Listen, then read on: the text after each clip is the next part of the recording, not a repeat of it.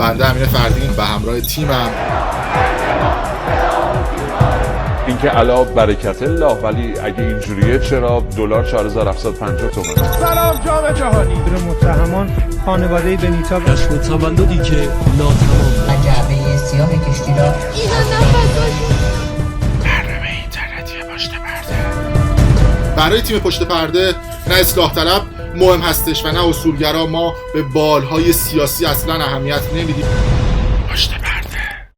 امروز قصد داریم راجع به اخبار جنجالی که در طول یه هفته گذشته در خصوص عروسی امیرحسین مرادیان که به قول رسانه‌های ایران عروسی لاکچری بود با آناشید حسینی، یکی از طراحان لباس اسلامی که خیلی هم جنجال به پا کردن که میگفتن در این تالار شیک اومدن عروسی گرفتن و میلیاردی خرج کردن. و اولین نفر شخصی به اسم صدرالسادات، شخصی که در قم هستش و داره درس طلبگی میخونه، این خبر رو منتشر کرد. اما از کجا این خبر یکم داغ شد؟ از اینجایی که آقای امیرحسین مرادیان فرزند مرتضی مرادیان سفیر ایران در دانمارک هستن. این آقای مرتضی مرادیان هستن و آقای صدرالسادات اومد یک پستی رو در پیج اینستاگرام خودش گذاشت. البته این پست پاک شد که گفته عروسی لاکچری هستش و ایشون آقای سفیر ایران یه سری توضیحات رو دادن، گفتن که یک دونه عروسی گرفتن که لاکچری بوده در تالار دانیال در شهرک غرب. بعد اومدن روزهای گذشته منوهای این تالار رو نشون دادن، منوهای جشن عروسی این تالار رو. مثلا گفتن که 10 نوع مدل غذا میدن و انواع اقسام نوشیدنی ها و مدل های مختلف این منوهاش بیرون اومد. و این نکته دیگه بگم که من به آقای امیر محسن مرادیان اگر اشتباه نکنم تو اینستاگرام پیام دادم. اینم پیام من هستش که ازشون درخواست دارم که با من مصاحبه کنم. متاسفانه نه پیام من رو خوندن نه سین کردن و من مجبور شدم با توجه به تصاویری که داشتیم و البته لایو جنجالی که آقای امیر محسن مرادیان با آقای صدرالسادات داشتم و برای شما روی میز تدوین آوردیم و نشونتون میدیم. صحبت‌های استوری خانم آناشید حسینی رو به شما نشون میدیم و صحبت‌های لایو آقای امیر محسن مرادیان رو که اومده بودن صحبت کرده بودن. و این نکته دیگه بگم که اگر واقعا خوشتون نمیاد از این اخبارهای لاکچری و از این آدم ها متنفر هستید، لطفاً ویدیو رو لایک کنید، کانال یوتیوب برنامه پشت پرده رو سابسکرایب کنید که ویدیو بالا بیاد که همه این صحبت ها رو ببینن و به گوش همه برسه. و امروز به پشت پرده هاش رو به شما نشون میدیم. اول بریم صحبت های امیر محسن مرادیان رو گوش بدیم که یک لایو گذاشت، حسابی هم عصبانی بود.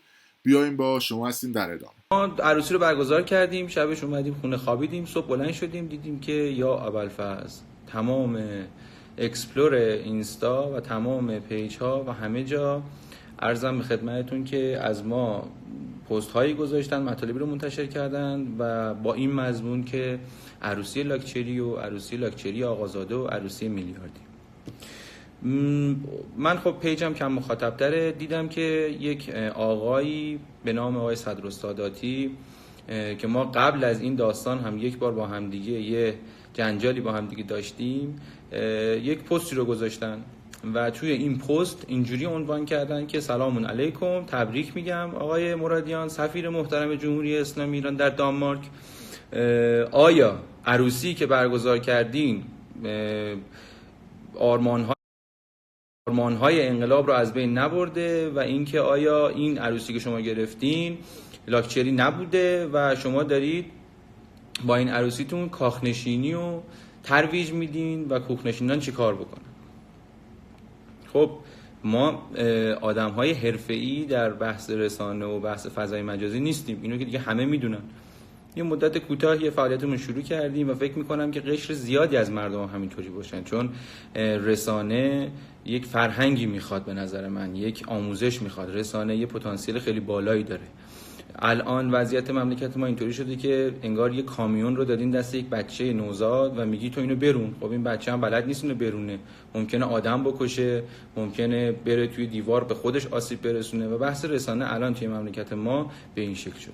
خب ما این پست رو دیدیم، بعد حواشی رو دیدیم من با آقای صدرالسادات بلافاصله از یکی از دوستان شماره‌شون رو گرفتم و بلافاصله بهشون زنگ زدم. ایشون جواب نداد. من بهشون پیام دادم، گفتم آقای صدرالسادات شما گویا سوالاتی رو مطرح کردید، این سوالات شما سوالات جالبی نیست. یعنی من احساس میکنم که هدف شما سوال پرسیدن نیست، چون من چند بار به شما زنگ زدم شما جواب ندادید و من قبلش خودم رو به شما معرفی کردم روی پیام و شما جواب من ندادین.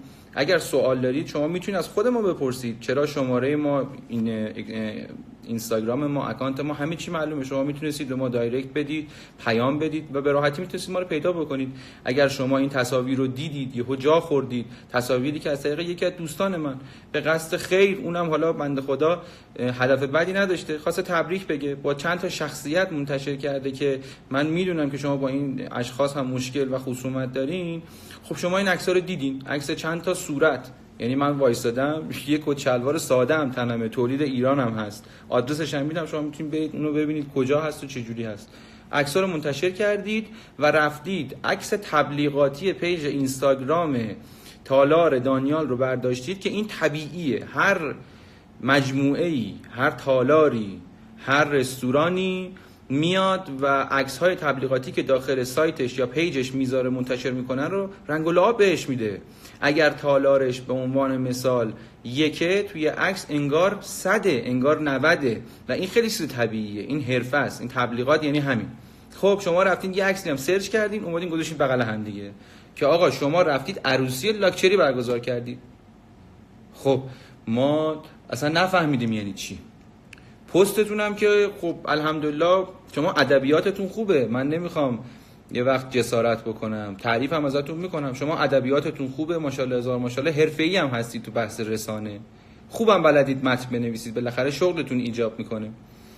اومدید نوشتید، کامنت ها هم باز گذاشتید، یک جماعتی از مردم اومدن فحش، بد و بیرا، تهمت و غیبت.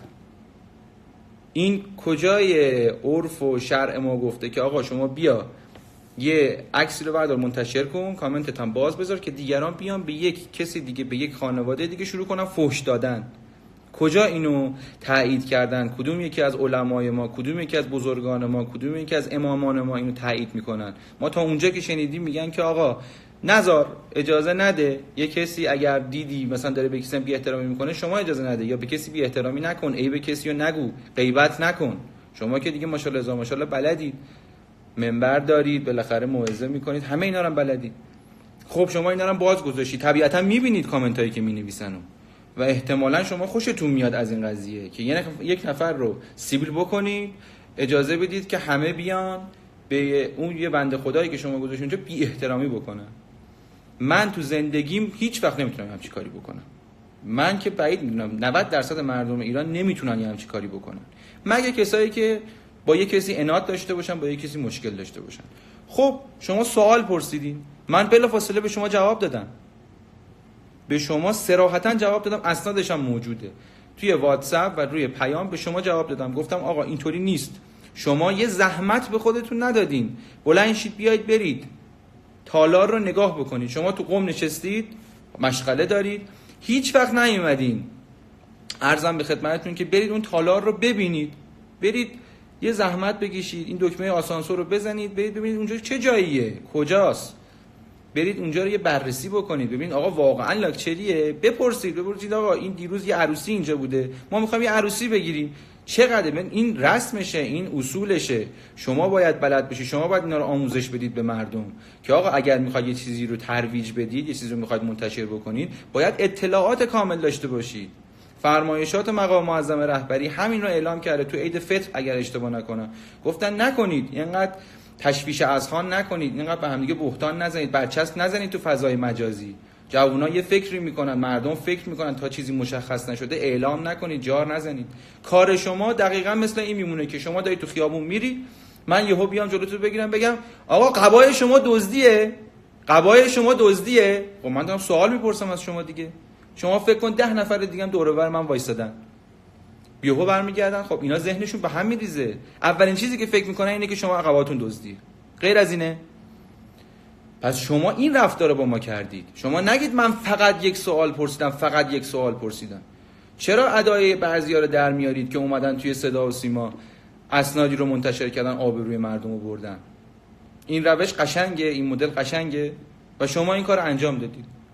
همش عنوان میکنید من یک سوال دارم. هرچند که من سوال شما رو جواب دادم، بلافاصله کامل برای شما توضیح دادم، لازم بشه تمام اون اسنادم منتشر میکنم که توی واتساپ من با شما چه مکالماتی داشتم، اگر شما البته اجازه بدید، چون پخش کردن و اسکرین شات گرفتن عرضم به خدمتتون از چت دیگران ممنوعه. بله شما گفتین آقای صدر ساداتی، شما گفتین، شما چه مدلی گفتین؟ شما این مدلی گفتین آیا کاخنشینی نیست؟ آیا ترویج نیست؟ آیا انتشار کاخنشینی نیست؟ آیا اشرافیگری نیست؟ من به شما گفتم آقای صدر ساداتی نیست. اگر نگفتم شما بگید نیست، اگر من نگفتم شما بگو نگفتی. و شما گفتی، شما صراحتاً گفتی، شما خوشحال میشی، شما مرتبا به ما میگی که عرضم به خدمتتون که شما چرا کامنت هاتون رو میبندید، چرا اجازه نمیدید مردم بیان حرف بزنن، شما هدایت میکنید افراد رو، هدایت میکنید که بیان به ما بی احترامی بکنن. این رسمشه، این درسته.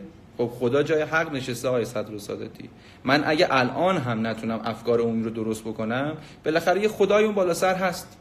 شما عقایدتون محترم، من خیلی جاها شما رو قبول دارم و اتفاقا قبل از این داستان خیلی جاها از شما تعریف میکردم، میگفتم ایشون یک روحانیه که شجاعه، خیلی جاها حرف میزنه، خیلی جاها بالاخره حرف حق رو میزنه. خب به نظر من شما اینجا تو این پست آخرتون و تو این سوژه آخرتون به کاهدون زدید آقای صدر ساداتی و اشتباه رفتین. همه سبقه و سبقه پدر منو میدونن چیه، همه میدونن که پدر من چقدر درست کاره، همه میدونن که پدر من چقدر ساده زیسته، همه میدونن و شما حتی زحمت این رو به خودتون ندادید و شما میدونستید یک سفیر مملکت بالاخره 4 تا آشنایی مشترک با شما داره و به راحتی میتونستید پیدا بکنید. یه زنگ بزنید بپرسید آقا این آقای مرادیان کجا زندگی میکنه، چه جوری زندگی میکنه، ماشینش چیه، بچهش چی داره چی نداره، خانواده‌اش چی ندارن. خیلی راحته یه استعلام میگرفتید. شما که الحمدلله وصلید، شما که الحمدلله پدر خانومتون از مسئولان بالای نظامه، شما که خودتون دستی تو کار دارین، برادرتون توی مجلس خبرگانه، پدرت همسر محترمتون توی شورای نگهبان هست، از فقهای شورای نگهبان هستن. چرا نپرسیدید؟ چرا اقدام نکردید که بپرسید؟ همینجوری یه سوال پرسیدید؟ آیا واقعا مردم یعنی واقعا خدایی نکرده اینقدر متوجه نمیشن که شما سوال پرسیدید یا خواستید یه تهمتی به ما بزنید؟ این که خیلی واضحه. چرا از این فرار میکنید؟ خب بعد که دیدید دارید متهم میشید، من خیلی جاها دیدم افراد گفتن که آقا از هم لباسای خودتون گفتن که آقا این روش اشتباهه، این کار شما اشتباهه، شما دارید ذهن مردم رو بد میکنید نسبت به یه سری مسائل. بعد که شما دیدید اینطوری اومدید عکس‌های همسر منو بدون اجازه ما، بدون رضایت ما منتشر کردید داخل پیجتون. همون موقع من دوباره به شما پیام دادم، گفتم من شرعاً و عرفاً راضی نیستم و شما گفتید که من از دفتر مقام معظم رهبری فتوا گرفتم که اگر دیدید یه جایی داره خطایی صورت میگیره، فسادی داره منتشر میشه، شما مختارید که بدون اجازه اون طرف منتشر بکنید.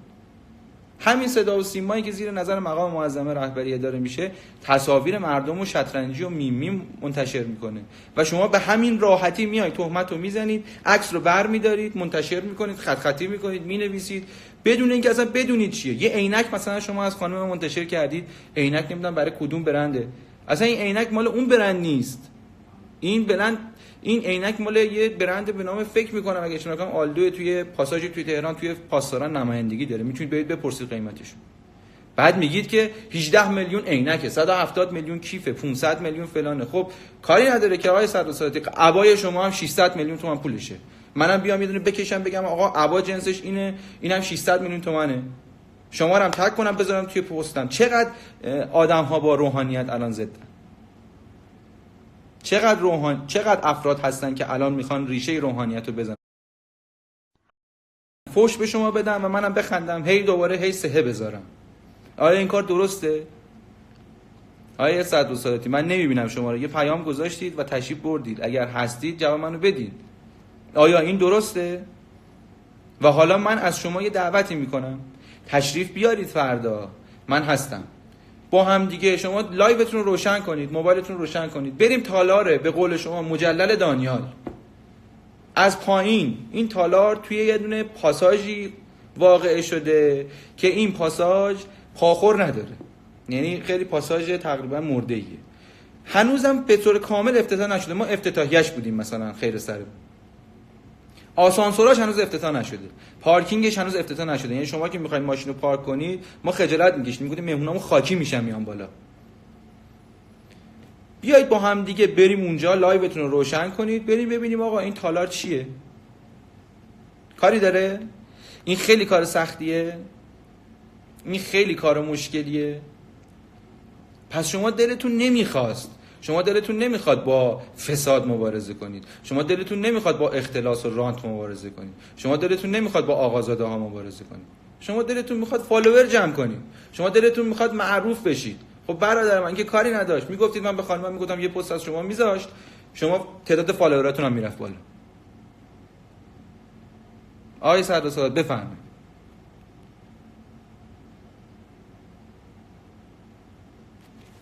من سکوت میکنم آقای صدرسالات، شما بفرمایید. بله واقعا دلم میخواد جواب بدین، واقعا دلم میخواد شما جواب بدین.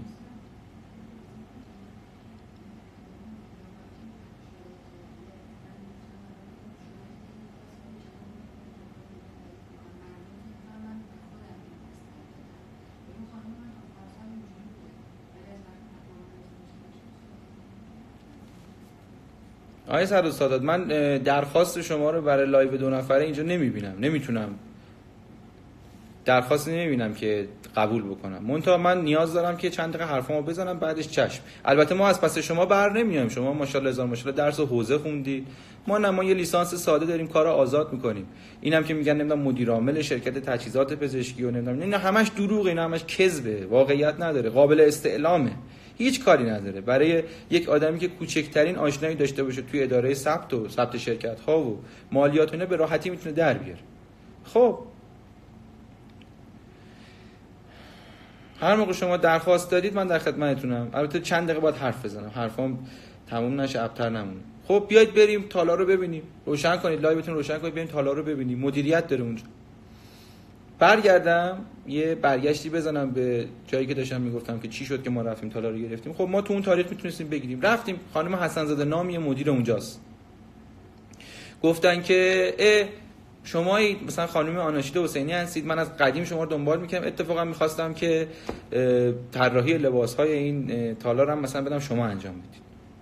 به خاطر همین من خیلی مثلا شما رو کمک میکنم و خیلی دوست دارم اینجا عروسیتون برگزار. برای ما هم خیلی خوبه اگه شما اینجا عروسیتون برگزار بشه، بالاخره تالار ما هم دیده میشه. یک تالاری که مجلل باشه و لاکچری باشه و برند باشه نیاز داره که ما بخوایم بریم عرضم به خدمتتون که معروفش بکنیم. پس اینطوری نیست. ما رفتیم اونجا، منوهای این تالار هم معلومه، من برای شما فرستادم، منوی تالار رو فرستادم به شما، گفتم آقای صدرسالات اینه منوش. همون روز اول برای شما نوشتم، گفتم آقا اینه، اینقدر منوی ماست، ما این غذاها رو داشتیم، این غذاها رو نداشتیم، اینا رو حذف کردیم، تشریفات نداشتیم، گلارایی نداشتیم، بحث این میکروفون و دیجی که اینا به قول خودشون میگن نداشتیم، نورپردازی نداشتیم و یه سری چیزای اضافی که خود تالار داره ما نداشتیم. یکی از دوستان ما، حالا نام نمیبرم، به شما برگشته گفته واسه من تعریف کرد، گفت من با آقای صدرسالات گفتم آقا من تو اون عروسی بودم، آقای آهنگران رو نمیگم، یه بنده خدای دیگه ایشون هم معممه، گویا یه جایی با هم دیگه دیدین یا صحبت کردیم به صورت مجازی، گفتن که آقا من تو اون عروسی بودم، اصلا یه هم چیزی که شما دارین میگید نیست. بابا تو اسلام خودمون تو دادگاه که میریم میگن شما 2 تا شاهد که بیارین، یعنی اینکه 2 تا شاهد شهادت که بدن، یعنی اینکه حرفشون مورد قبوله. 2 نفر به شما گفتن، من به شما گفتم 3 نفر، گفتیم آقا اینجوری نیست. شما اون پست رو برداشتید، گفتید با طعنه و کنایه که آقای آهنگران گفته که من راضی نیستم، آقای مرادیان هم دیدم انصافا نذاشته تو هیچ جایی، پس من اینو برداشتید. بعد از 15 ساعت پست رو برداشتید، همه جا پخش شده بود، به همین راحتی برداشتم. خب دستتون درد نکنه، برداشتید. دوباره اون متممی که اضافه کردید چی بود؟ مگه من به شما توضیح ندادم؟ مگه من به شما نگفتم شما به من الان اینجا رخصت بدین من تمام این چتامون رو منتشر کنم؟ مگه من به شما نگفتم که اینطوری نیست؟ مگه برای شما کامل توضیح ندادم؟ رسید و نفرستادم؟ نگفتم اینقدر بیانیه دادم، این رسیدش، این قبضش، اینقدر پول دادم؟ نگفتم پدر من اینطوری نیست؟ نگفتم شما داری اشتباه میکنی؟ نگفتم شرایط اینطوری نیست، بیا با همدیگه بیشتر صحبت بکنیم؟ همه اینا رو به شما گفتم. شما دوباره تیکه بار ما کردید. شما دوباره شروع کردی مطلق انداختن به ما که آره حالا من پاک کردم ولی من باز جوابمو نگرفتم. خب یه سری از دوستانم که بالاخره حالا یه سری حرفشونه گویا، یه سری هم بالاخره از روی احساسات و احساس مسئولیت، یه سری هم به خاطر عوامل دیگه میان پست ها رو منتشر میکنن، عرضم به خدمت که روش اضافه و کم میکنن. من امروز دیدم دیروز توی آمد نیوز زدن عروسی میلیاردی پسر سفیر. آخه این درسته؟ واقعا درسته؟ یه آدمی که مخلص نظامه، یه آدمی که خدمت میکنه به جمهوری اسلامی، یه آدمی که جونش و سلامتیش رو داده برای جمهوری اسلامی، اینا رو هم حتی به شما گفتم حتی این کارا رو کرده، درسته که آدمو اینجوری تخریب بکنی؟ کامنت های شما تو پست های توی پیج های دیگه هست، برید ببینید چی میگید، برید ببینید چی گفتید، چی نوشتید. من توی این 4 روز مدام نگاه کردم.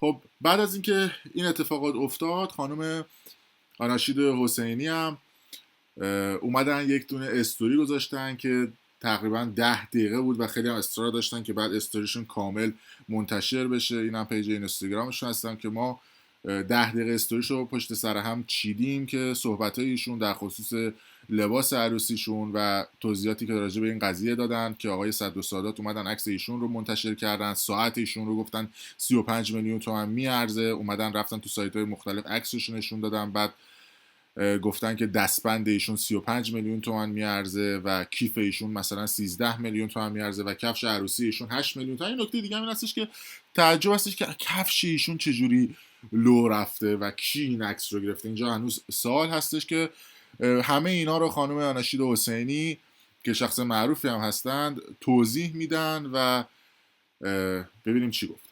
سلام دوستان، انشالله که حال همگیتون خوب باشه. من تصمیم دارم در مورد شایعات عجیب و غریبی که در مورد من، همسرم و خانواده‌ام اخیراً پخش شده توسط یکی از افراد توضیحاتی بدم. فقط خواهش میکنم که استوریای من تا آخر نگاه بکنید بعد کامنت بدید. دوستان راستش اولین سوالی که توجه خود منو خیلی جلب کرد و دوست دارم که حتما در موردش توضیح بدم اینه که خیلی از دوستان گفتن که شما گفتین ما از نظر مالی اصلا شرایط خوبی نداریم، دائم از شرایط اقتصادی مینالیدید و چجوری همچین عروسی گرفتید.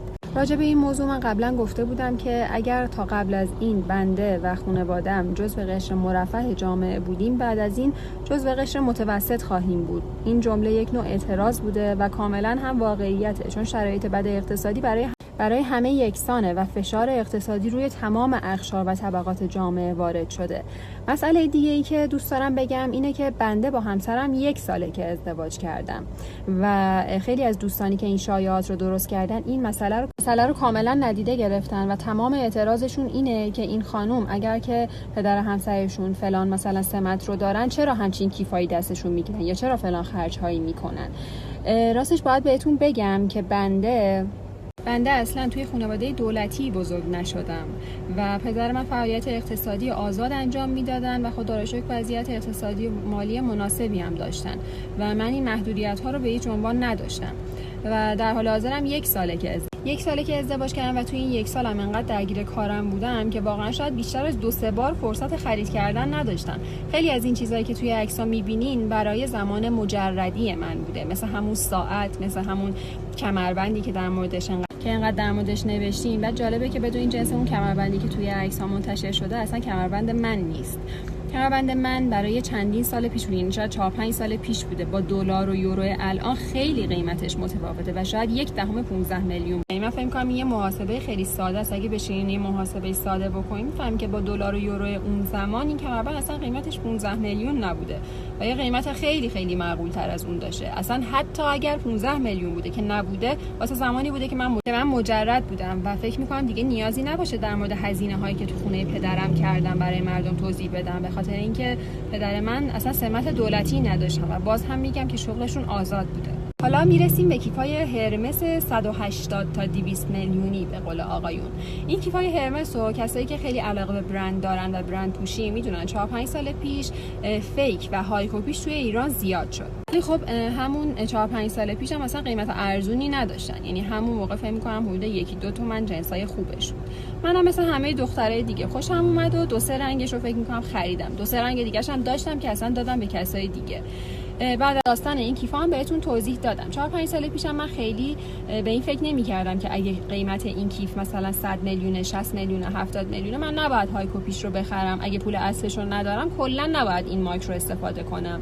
برای همین حالا های کیف فیک دیگه هم توی این عکس‌ها بود و منتشر کرده بودن که یکی از بچه‌های ایونت اسفند ماه، یعنی قبل از عید به من هدیه دادن که این کیفا رو توی ایونت می‌فروختن. زمانی که به من گفتن که ما می‌خوایم کیف داشته باشیم، من اصلا نمی‌دونستم کیف های کپی می‌خوان برای فروش بیارن. بعدم که دیگه توی ایونت آوردن و من بهشون گفتم که از ایونت بعدی کسی اجازه نداره محصولات فیک بفروشه و به شدت با این قضیه مخالفت کردم. ولی از اونجایی که می‌دونستم تبلیغ من خیلی میتونه براشون مثبت باشه، براشون این تبلیغ رو انجام دادم. اینم از داستان کیف گوچی 15 میلیونی که به من گفتن شما کیف فیک نمیخری و قطعا خودت اینو خریدی، ولی باید بهتون بگم این کیف های کپی بوده و به من کادو داده شده و منم براشون تبلیغ کردم. در مورد عکس ساعتایی هم که منتشر کردم باید بگم که خب اینا همه برای زمانی بوده که من مجرد بودم و در واقع میتونم بگم من هیچ توضیحی در مورد قبل از ازدواجم به کسی نمیدم، به خاطر اینکه پدر من اصلا دولتی نبودن که من موظف باشم. یک حرکت خیلی زشتی که حالا این وسط انجام شد این بود که عکس کفش عروسی منو و عکس پای منو بدون اجازه توی پیجشون گذاشتن و این فکر میکنم دیگه شرعاً حرام باشه، چون من همچین کاری نکرده بودم و عکس پای خودم و عکس کفش خودم و دیگه توی پیجم نذاشته بودم که کسی اجازه همچین کاری داشته باشه و تقریبا به نظر من این یه نوع دزدی به حساب میاد.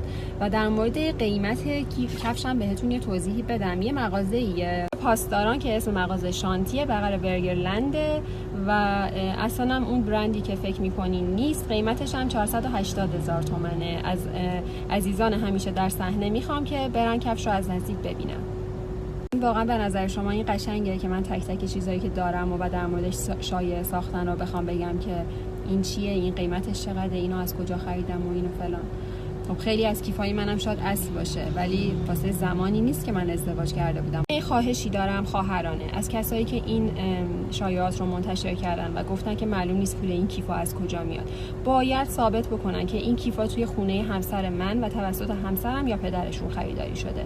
همونطور که این شایعات رو به راحتی مطرح کردن و در فضای مجازی پخش کردن، آبروی من رو بردن، با آبروی خانواده‌ام بازی کردن، با اعصاب و روان ما بازی کردن. باید بگن که این کیف‌ها، این ساعت‌ها تو خونه همسر من خریداری شده. در مورد شک و شبهه‌هایی که در مورد تالار عروسی ما درست کردن، عروسی رو من و همسرم گرفتیم. ما عقد و عروسیمون یک جا بود و هزینه‌اش بین من و ایشون تقسیم شد. تالارم سر جاشه الحمدلله، میتونین تماس بگیرین و قیمت رو از فکر نمی‌کنم دیگه نیاز باشه من در مورد دارایی‌های شخصی خودم توضیحی بدم.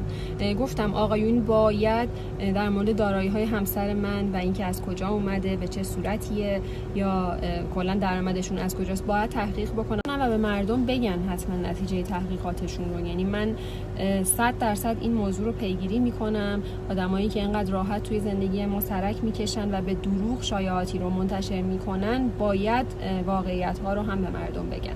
بحث داغ و پوچ آقازادگیه که توسط بعضی افراد منتشر شده، ولی فکر نمی‌کنم ما آقازاده باشیم. آقازاده به کسی نمیگن که یه ماشین به زور 30-40 تومانی و یک خونه 90 متری اجاره‌ای داشته باشه. آقازاده به آقایونی میگن که توی ویلاهای میلیاردی رفت و آمد یا زندگی میکنن به هر حال، اما دم از اسلام و نظام و دلسوزی میزنن. افرادی که یه سری تهمت‌ها رو به من یا همسرم میزنن 1% پیش خودشون نمیشینن فکر کنن اگه این خانم آقازاده بود که نیست و 1000 بار گفتم شغل پدر من آزاد بوده، ولی اگر بود چرا باید صبح تا شب انقدر کار میکرد؟ من میتونستم بشینم پامو بندازم رو پام صبح تا شب یا تو گوشی و اینستاگرامم باشم یا جلوی تلویزیون نشسته باشم و بشینم زندگی مردم رو قضاوت کنم و تحلیل و بررسی کنم و راجبشون شایعه درست کنم.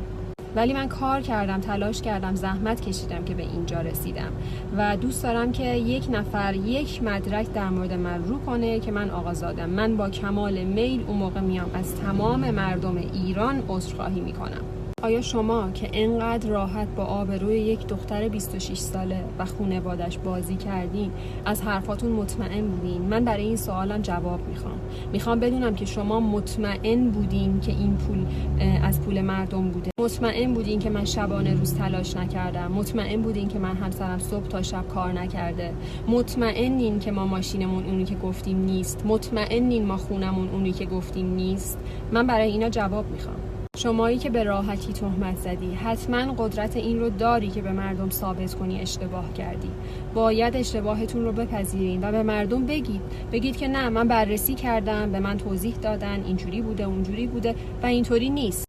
نتیجه تحقیقاتتون در مورد مراسم عروسی ما، هزینه هاش و چگونگیش، اینکه توسط کی پرداخت شده، به چه صورتی پرداخت شده، چقدر هزینه این عروسی بوده، به قول شما آیا میلیاردی بوده، لاکچری بوده یا نه، اینا رو توضیح. اینی که بخوایم آبروی مردم رو ببریم، شبهه ایجاد بکنیم، اجازه بدیم که مردم به یک خانوم و خانواده‌اش انقدر توهین بکنن و بی احترامی بکنن و سکوت بکنیم و باز کارمون رو ادامه بدیم، اصلا درست نیست. شما عکس من رو توی صفحتون گذاشتین در صورتی که اصلا همچین اجازه‌ای نداشتین. من اصلا دلم نمیخواست، مخاطبای من 99% خانوم هستن، من دلم نمیخواست عکسم تو صفحه شما پخش بشه. شما میتونستین حداقل صورت منو کراپ بکنین.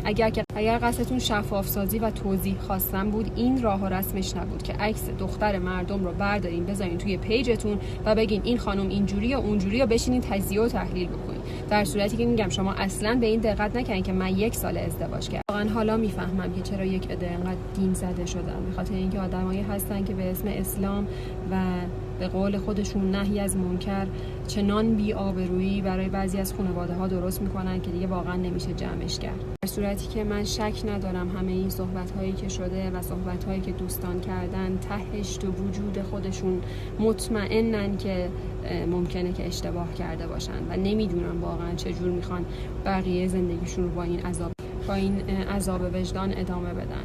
و من باز هم تکرار میکنم باید ثابت بشه که آیا پدر همسر من حق و ناحقی کردن.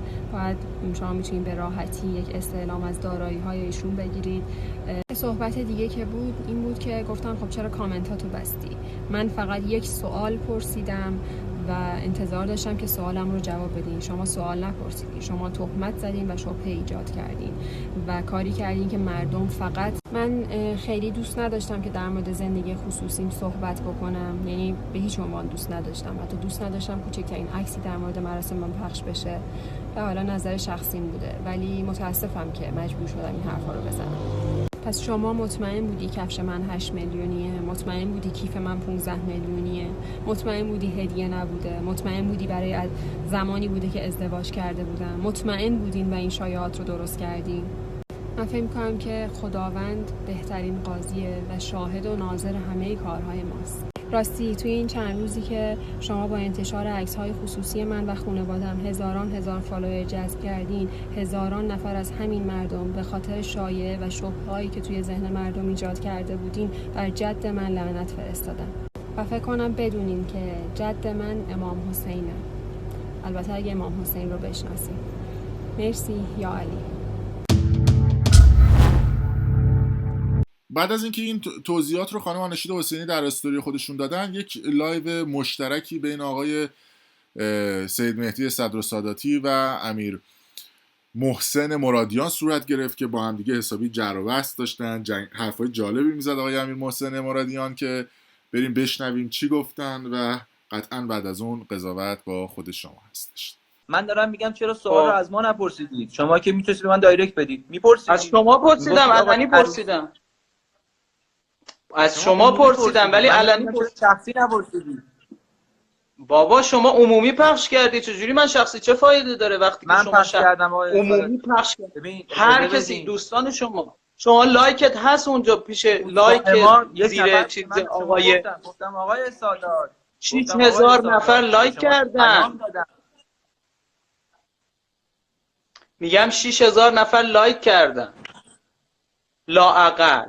پست آقای شریفی دوست شما پست شما رو لایک کردن، همراه شما بودن، حجابی استایل گذاشته بود، چند تا دیگه گذاشته، استوری گذاشته بودن. لااقل 50 نمیدونم حالا چند تا ولی 10 تا پستشو من خودم دیدم. این یه لحظه اجازه بدین، تصویر شما رو ندارم، یه لحظه اجازه بدین.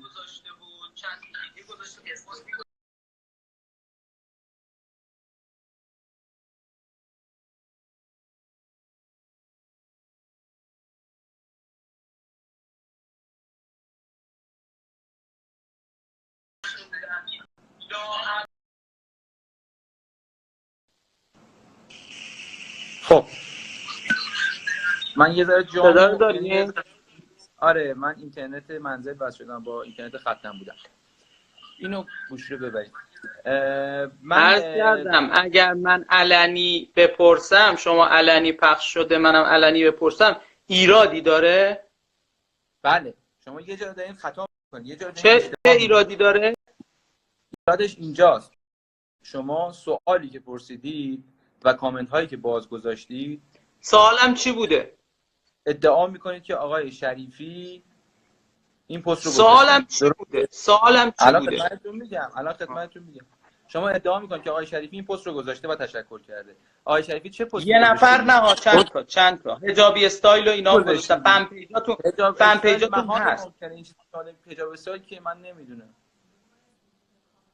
خانوم نازنین حسینی که رفیق خانومتون هستن گذاشته بودن این رو.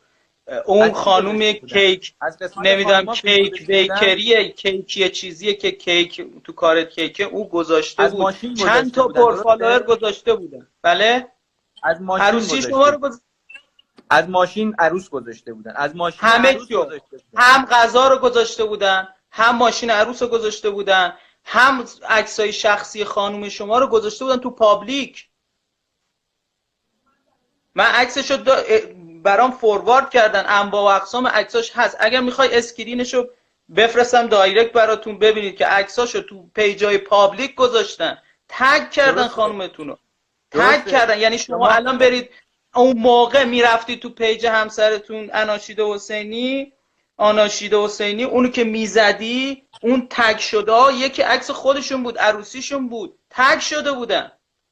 آقای شریفی 6000 تا لایک داشت اون پست، شما خود لایک کرده بودی. اینجور نبود که پخش نشده باشه. من اونی که پخش شده بود لااقل 10,000 نفر دیده بودن، بعضیا ناراحت شده بودن برای من فرستادن. من به عنوان یک سوال از شما پرسیدم آیا سوال کردن علنی در مقابل کاری که علنی انجام شده جرم محسوب میشه؟ آیا صاحب مجلس اینو پخش کرده بوده؟ یعنی من هر کسی پخش کنه، هر کسی پخش. آقای صدوق شما لایک کردی، راضی بودی؟ راضی بودی؟ اگه راضی نبودی لایک نمی‌کردی. لایکت پاش هست. کجا رو من لایک کردم؟ کیک من لایک کردم. آقای شریفی رو هم شما هم آهنگران هم بقیه، شما اگه راضی نبودی همه اینا رو میگفتی پاک کنم. وقتی که من گذاشتم شما گفتی پاک. ببینید من که شب عروسی انقدر حافظم قوی نیست که یادم بیاد که لایک کردم یا نکردم، ولی اگر من لایک کردم به هر حال شما کردم که پیج ایشون بسته است. اجازه بدین من تصورم، چون شما یه کسی که فالو میکنید متوجه نمیشید که پیج بازه یا بسته است. این خیلی طبیعیه. شما پیج رو دارید، شما میتونستید ببینید لااقل 10 تا پیج پخش کردن. شما میتونستید بگید حق نداره کسی پخش بکنه. نمیدونستید چطور پخش کردن؟ مرتبا اگه گفتید پس چرا تگ شده بود؟ از تگ شده بود، حتی ایشون تگ هم بر نداشت. ایشون تگی که شده بود و بر نداشته بود. اجازه بدین همه اون پیج هایی که شما دارین میگین و ما باید میگفتیم که راضی نیستیم، یک پستی بذارید اون پیج ها بیان برای شما بنویسن. من همه اینا رو میتونم منتشر بکنم. اسکرین شات پیام هایی که به این آدما داده بودیم که آقا ما راضی نیستیم. من از همه این افراد درخواست کرده بودیم که آقا شما نمیتونید، اجازه ندارید و شما حواستون باشه کسی هم فیلم نگیره. ما توی سالن هم مرتبا اعلام میکردن که آقا شما اجازه ندارید فیلم پخش کنید، عکس پخش کنید. حالا موضوع اصلا این نیست. موضوع رو به حاشیه نبرید، چون منم شارژ گوشیم به هر حال شما به حاشیه بردی. شما میگه چرا علنی سوال کردی؟ من میگم علنی بوده که سوال کردم، پخش شده که سوال کردم. چه اشکالی؟ مردم که از نظر شما بوده. حالا از این مردم که دیدن، عده‌ای از مردم دیدن. من فقط رسانه چیه؟ رسانه اینه که یه چیزی رو که عده‌ای از مردم دیدن و ناراحت شدن رو پخش. رسانه یعنی این. شما هم رسانه یعنی این. اگر به قول شما آقای شریفی 6000 نفر لایک کرده بودن، پیج شما 140-50000 نفر مخاطب داشت. به عنوان رسانه کی گفته نمیتونه؟ به چه قانون شرعی، چه قانون شرعی و عرفی میگه شما نمیتونی چیزی رو که عمومی تو پابلیک پخش شده شما بگی مثلا آقا این کاری که کردی اشتباهه؟ اگر اینجوری باشه اصلا نهی از منکر در رسانه اتفاق نمیفته. هر کی هر کاری اجازه بدید، هر کی اجازه بدید، هر کی هر کاری میکنه میگه من راضی نیستم این کار مثلا خلاف یا بد یا چیزم پخش بشه. نه شما بکنید. اتفاقا من موافقم. اگر کسی فحشا که ببین یک زمانی میان میگن هر کسی یه چیزی رو من اونو بد میدونم شما بد نمیدونی، من اونو بد میدونم شما بد نمیدونی، دلیل نمیشه شما بگی نکن پخش نکن. شما حق نداری. مشکل همینجاست. مشکل این اختلاف نظر ماست. منم حرفم به شما همین بود. گفتم آقای صدرالسادات شما اگر تونستی، اگر دیدی عکس من به عنوان مثال با آقای آهنگران، با آقای احمد خمینی، با آقای ایکس و ایگرگ پخش شد، می اومدی، من احساسم اینه ها، من احساس میکنم شما با این افراد مشکل داشتید، چون من دیده بودم چند من با نفس کار شما این احساس، این خودش یه تهمته. شما از کجا نیت باطن منو میدونید؟ من پستاتون رو دیدم. من مگه نیت باطن شما رو گفتم؟ من گفتم سوال دارم. نیت باطنی کسی رو نگفتم. شما داری میگی احساس شخصی. من اگر بخوام فقط از یک جناح انتقاد کنم، از آقای جزایری یا آقای لطفی زودتر از شما انتقاد نمی‌کردم. آقای جزایری، آقای لطفی اصولگرا هستن، ولایتی هستن، خیلی ذوب در ولایت هستن. من انتقاد میکنم، اصلاح طلبم باشن، کاخ خمینی هم ساخته باشن، به اونام انتقاد میکنم. شما نمیتونی بگی مثلا مسئولین حرم بیان بگن تو حق نداری عکس حرمو بذاری. مگه نمیگن؟ مگه شما داخل حرم امام رضا میری مگه نمیگن آقا عکس و فیلم نگیر؟ و من برای عکس و فیلم نگیر نه به خاطر انتقاد، ربطی به انتقاد که نداره. چرا سخته بابا؟ اون به خاطر اینکه اگر اولا که میذارن تو حرم عکس بگیری به خاطر نظم اونجاست، نه اینکه بگن هر کسی که بخواد از ما انتقاد بکند حق ندارد عکس را پخش بکنند، هر کی میخواد به به و چهچه بکنند حق دارد. اینجور که نیست. کی کجا اینجوریه؟ اگر اینطور که شما بگید هر کسی فرض بکن یه نفر داره یه کار بدی میکنه، من میخوام بگم تو علن داره کار بد میکنه، نه اینکه تو مخفی داره یه کاری میکنه، علن من میخوام اینو بگم، میگه حق نداری بگی. تو کی هستی که حق نداری بگی؟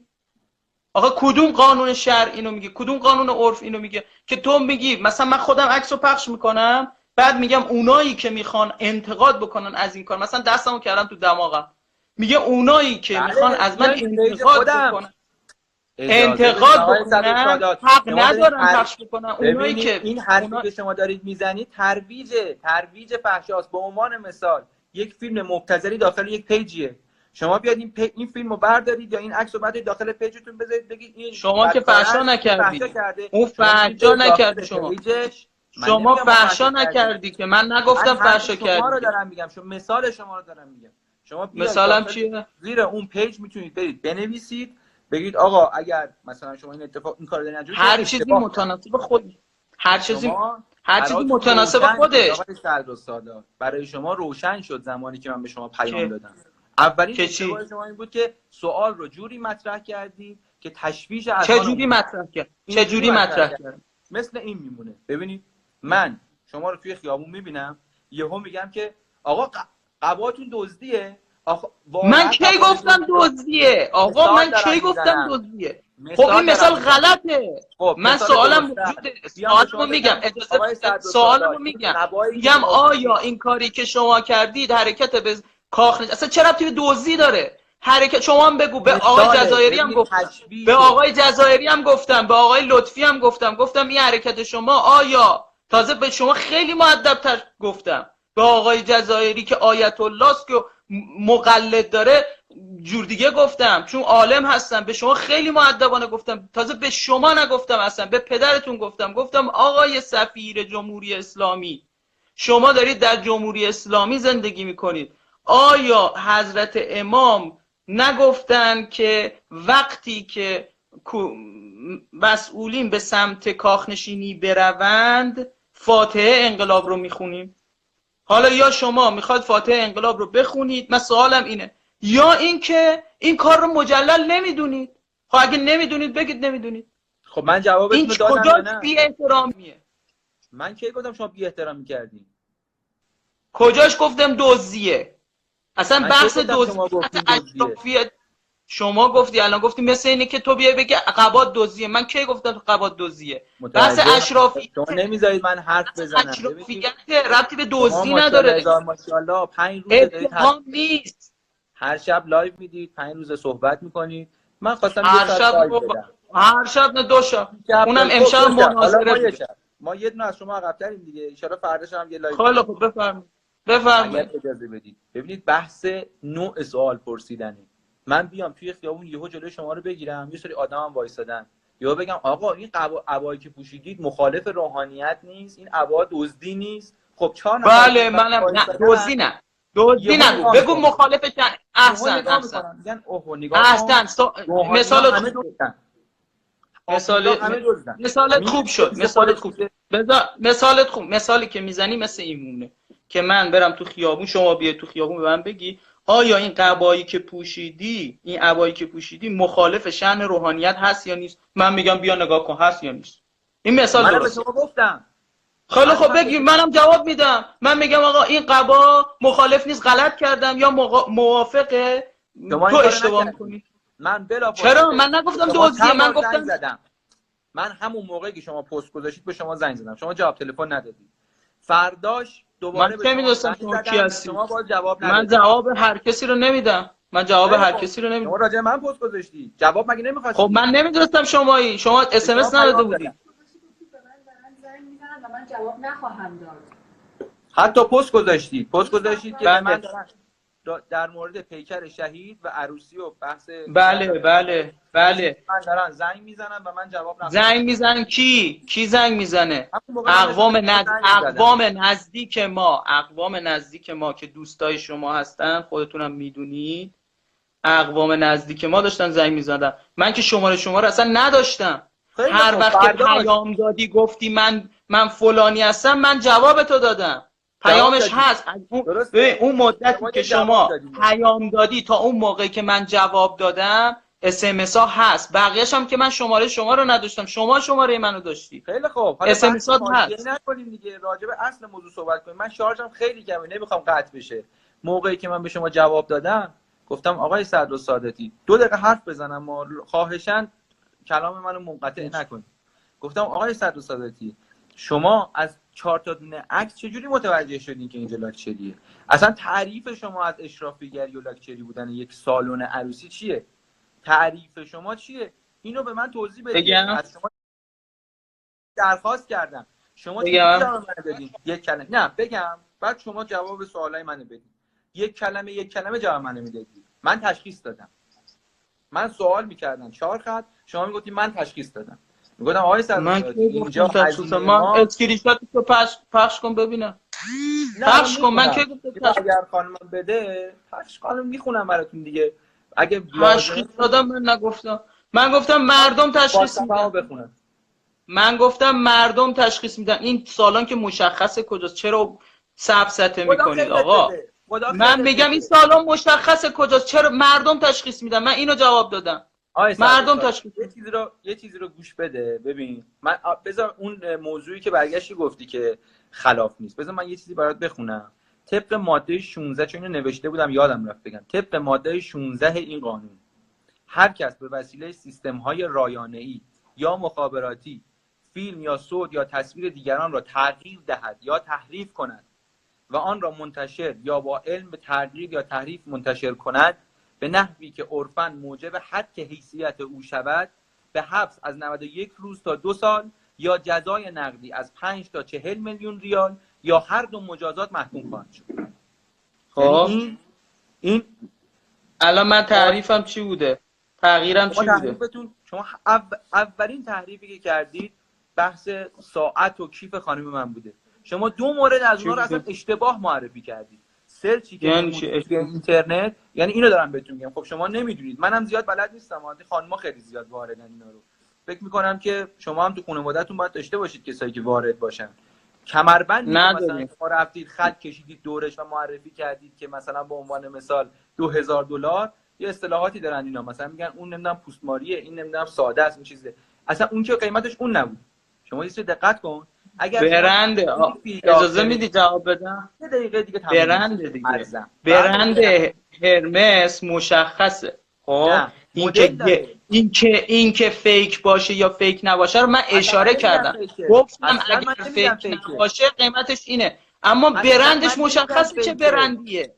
برندش مشخصه چه برندیه. من اصلا نمیگم فیکه. ببین شما خط کشیدی دور کمربند، فلش زدی، سایتشو آوردی، بعد میگی که آقا این قیمتش اینه، در صورتی که اون کمربند اصلا اون نیست، یه چیز دیگه است، یه مدل دیگه یه همون برند هرمسه که شما ماشاءالله گویا واردی که خیلی وقت ارزونه اون وقت اون زمانی که ارزونه خریده، اون زمانی که خانم اون زمان که اینم ارزون بوده چه فرق نمیکنه.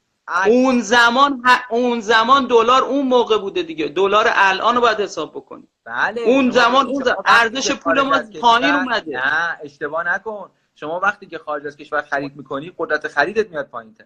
به عنوان مثال اگر 2 میلیون تومان من 2 سال پیش میشد $1000، الان 9 میلیون من میشه 1000. آقا یعنی میخواش آقا چیز اگه واقعا احساس میکنی این ماده مشمول من میشه، این ماده که خوندی اشکال نداره شکایت کن میریم دادگاه.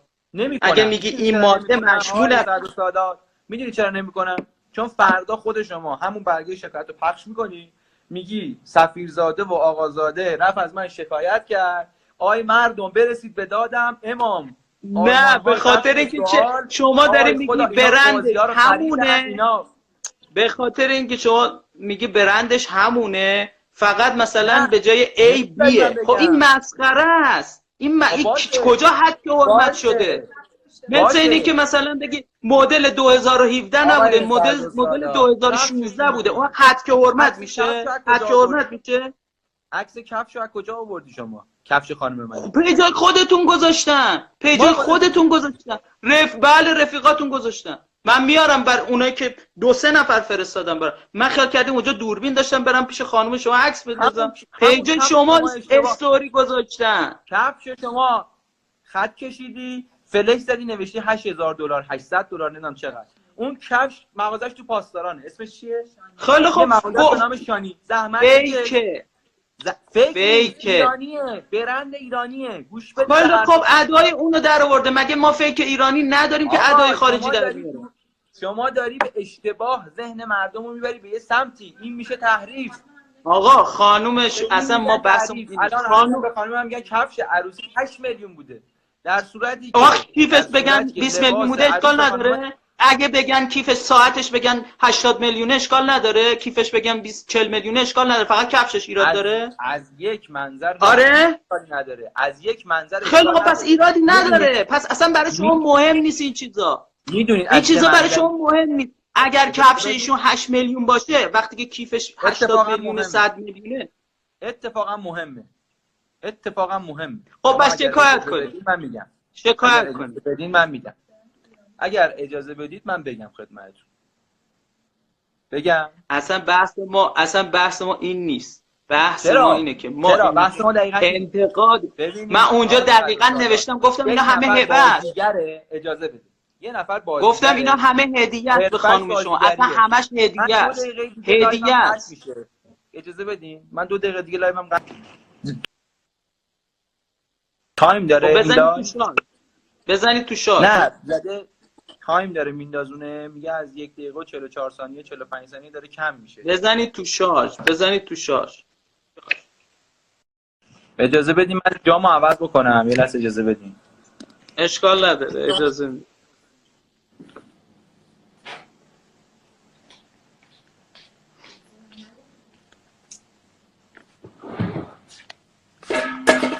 خب مرسی تا این لحظه کانال یوتیوب برنامه پشت پرده رو دنبال کردید. حتما ویدیوها رو لایک کنید، کانال یوتیوب برنامه پشت پرده رو سابسکرایب کنید و ویدیوها رو حتما به اشتراک بذارید. ما در برنامه پشت پرده کپی رایت نداریم. مرسی.